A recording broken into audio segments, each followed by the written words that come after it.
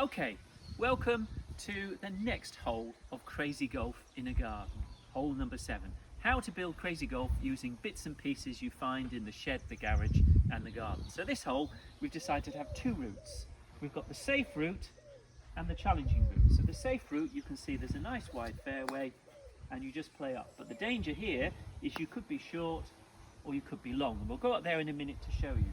The more challenging route is up the ramp. Now, if my photographer would like to move round to the far side of the ramp, you will see why the ramp is particularly challenging.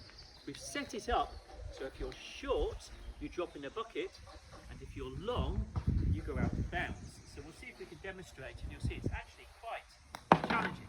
So you see, too hard, you're out of bounds. That one was perfect. If you played it just a bit softer, a bit wide, that one doesn't count because obviously it went off to the side. Now, here you can see the problem. We've got two bricks.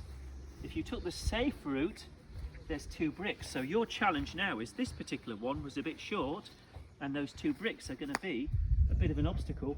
I've gone out of bounds.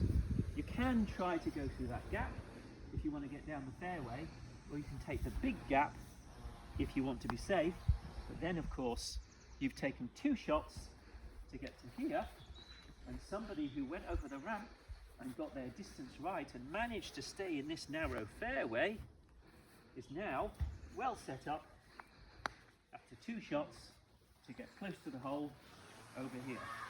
Now, I'll get my photographer to come a bit closer, because what you'll notice is we've run out of bigger plant pots and we've now had to go to slightly smaller plant pots, so the holes are also a bit harder.